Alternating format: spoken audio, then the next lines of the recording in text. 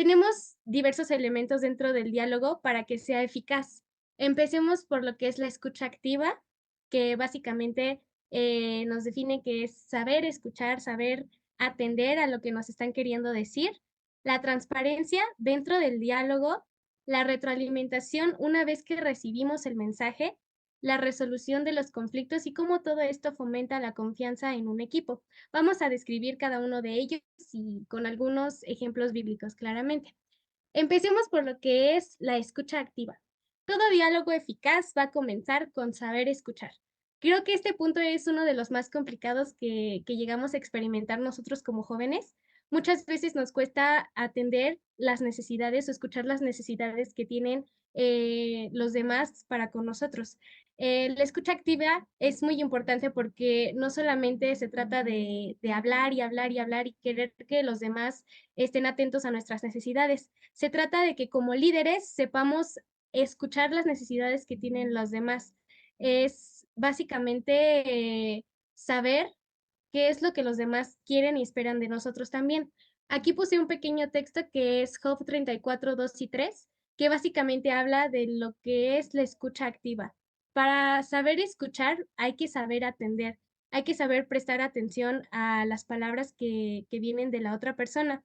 Es muy importante porque existe algo que se llama ruido en la comunicación. Este ruido en la comunicación básicamente es cuando hay una interferencia en esto. Por ejemplo, muchas veces pasa que están platicando con nosotros, nos están queriendo contar algo o están tratando de expresar alguna idea y nosotros nos perdemos, nos vamos y al final les damos el avión así como que, sí, sí, lo hago después. Y al final no existe una escucha activa porque hubo una interferencia. Entonces, a eso le llamamos ruido en la comunicación. Y si ustedes pueden leer este texto ya como de manera más personal, básicamente nos dice que poner atención es importante para saber escuchar. Y para saber escuchar, pues sí, es muy importante que todos estén atentos, como ahora espero que lo estén todos. Y bueno, pasemos a la siguiente parte que es la transparencia. La transparencia en el diálogo es esencial. Em, Todos tenemos sin excepción, que hablar con la verdad en todo momento. El diálogo abierto fomenta la confianza, el hecho de poder hablar con alguien sabiendo que te va a responder siempre con la verdad, yo creo que genera mucha confianza en una persona. Aquí le voy a pedir a un voluntario que me lea Mateo 12, 36 y 37, por favor. Pasamos, Mateo Pasa. 12, 36 y 37 dicen, mas yo os digo que de toda palabra ociosa que hablen los hombres, de ella darán cuenta en el día del juicio, porque por sus palabras serán justificados y por tus palabras serás condenado. Amén. Amén, hermano, muchas gracias. Aquí podemos ver que las cosas que decimos siempre se nos regresan. En algún momento escuchaba un tema que decía, tu hablar te condenará. La forma en la que hablamos, la sinceridad con la que hablamos siempre es importante dentro del liderazgo, dentro del diálogo, porque la transparencia en nuestras palabras van a fomentar una relación de confianza entre el equipo con el que estamos trabajando y de ellos con nosotros. Es muy importante que siempre tengamos esa transparencia al hablar, que no existan chismes, que no existan discordancias ahí con los hermanos. Entonces, aquí, hermanos, yo les sugiero a todos que siempre, siempre, siempre sean transparentes al momento de dirigirse a los demás. Eso de verdad que fomenta siempre un ambiente de confianza, un ambiente en el que las personas sienten que pueden hablar contigo sin ningún problema. Ahora, viene la parte de la retroalimentación. Hermanos, esta parte es muy, muy importante dentro del diálogo, ya que tendemos a culpar a todos, tendemos a recalcar los errores que tienen los demás ante ciertas situaciones, sin terminar de entender que el propósito que nosotros tenemos como líderes es cuidar del equipo, es edificar y buscar el crecimiento constante. Entonces, si nosotros identificamos áreas de mejoras, pero en lugar de retroalimentar adecuadamente, de edificar, de hacer que esa persona se sienta comprometida con su crecimiento, si destruimos a esa persona espiritualmente, ¿en qué nos vamos a convertir? Al final del día, la eficacia de un equipo se centra en que todos somos parte de un mismo cuerpo y eso nos lo han repetido yo creo que muy seguido últimamente. Todos tenemos importancia y si nosotros nos dedicamos a destruir con las palabras a las personas, a los hermanos, es difícil que ellos puedan confiar en nosotros, porque aquí se pierde motivación. Existen tipos de motivaciones que son, pues, externas e internas, ¿no?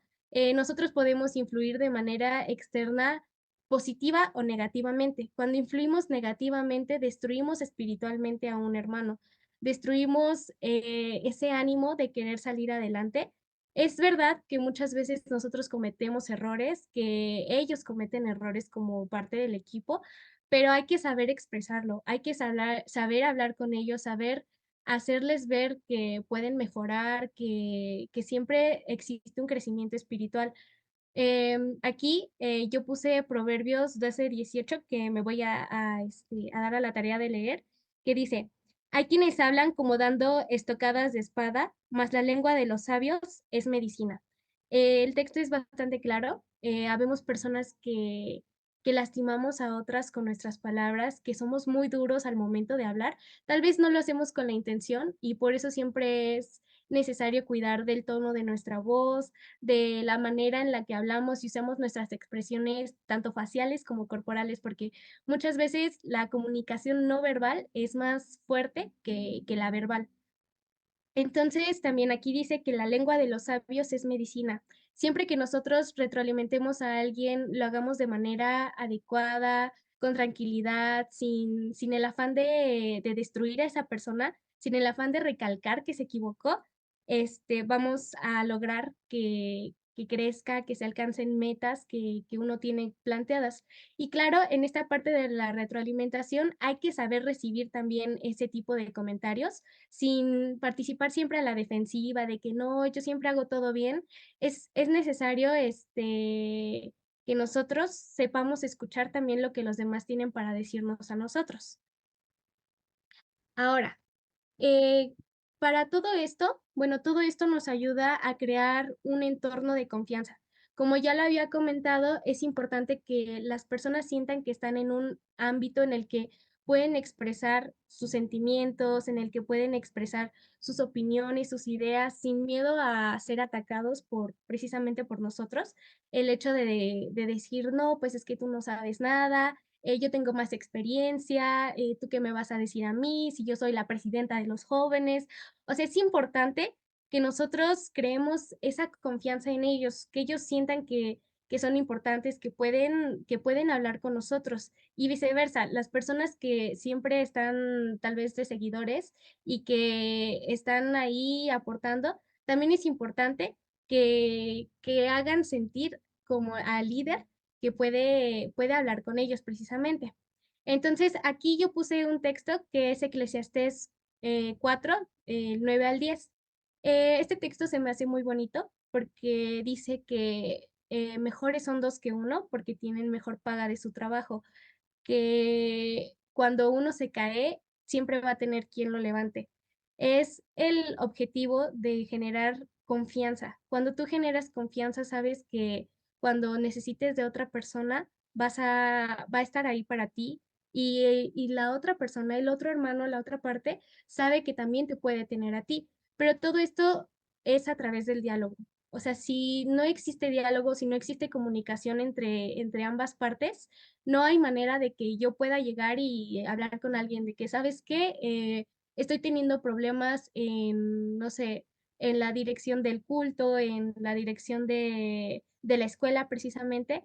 Es difícil que se acerquen a nosotros o que nosotros nos acerquemos a ellos para comunicar estas problemáticas o para comunicar ideas tal vez que ellos tienen.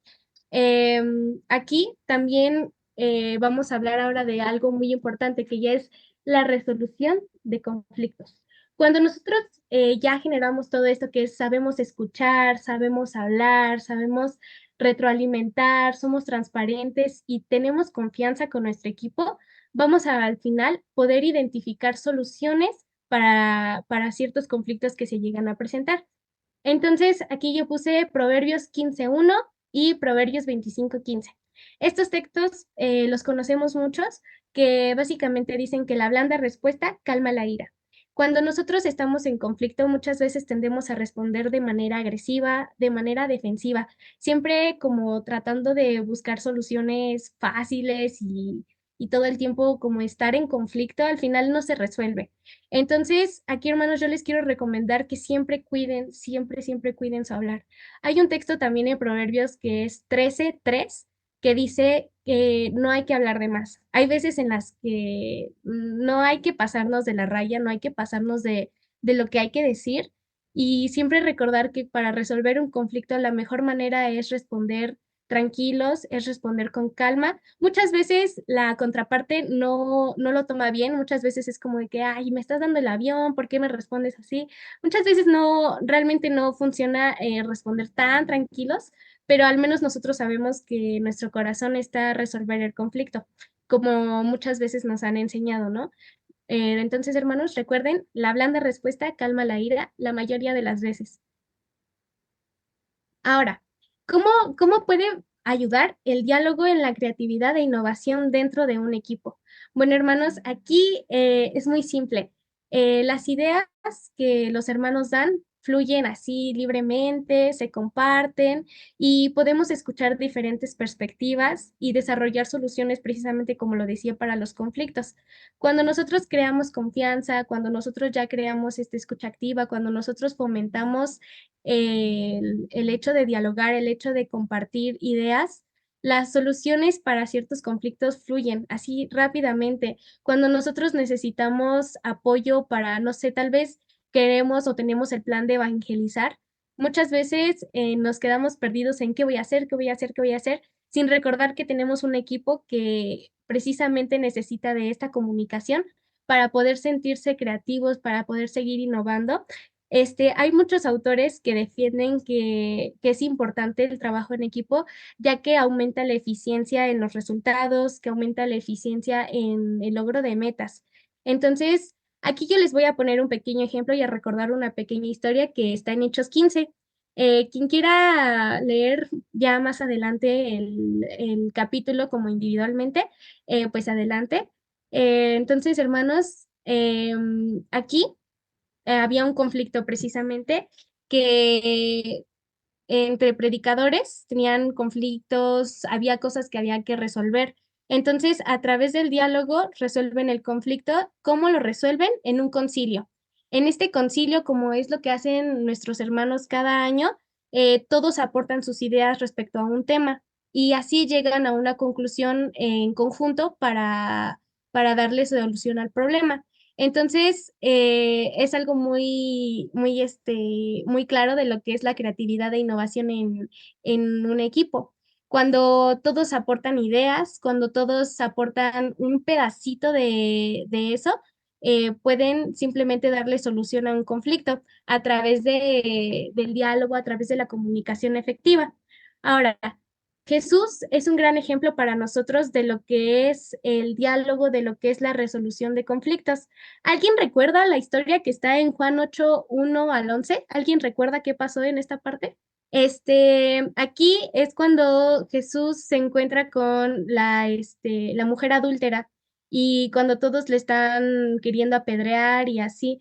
Entonces, Jesús es un gran ejemplo porque nos da básicamente el principio que fue empezar a hablar con ellos. Como, o sea, a ver, ustedes no son pecadores, ustedes no han hecho lo mismo, ustedes no han cometido errores.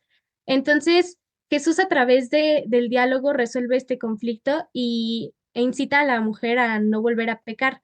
Entonces, Jesús siempre ha sido un gran ejemplo para todo y principalmente en el ámbito del diálogo. Ahora, hermanos, como a manera de conclusión, es importante aprender a hablar, aprender a escuchar y ser pacientes, porque no es fácil saber escuchar, no es fácil saber hablar, sobre todo, saber, recibir esas retroalimentaciones. Entonces, hay que ser pacientes y como líderes tenemos la responsabilidad de cuidar de cada uno de nuestros compañeros, de tener, esa comunicación con ellos, de hacerlos sentir que pueden hablar con nosotros sin miedo y que pueden recurrir a nosotros si en algún momento lo necesitan. Entonces, aquí yo también ponía un texto que es Filipenses 2:4. Le voy a pedir a mi hermano de manera rápida, bueno, a mi hermana Fanny, que por favor lea Filipenses 2:4, ya a manera de conclusión. Pasamos. Dice así, no mirando cada uno por lo suyo propio, sino cada cual también por lo de los otros. Amén. Amén. Bueno, hermanas, como vemos, es importante pensar en los demás, no solamente en las necesidades que uno tiene. El liderazgo, como sabemos, se basa en buscar el bien común, buscar un bien que ayude a todos a salir adelante. Entonces, si no hay algún comentario, alguna duda, creo que de mi parte sería todo.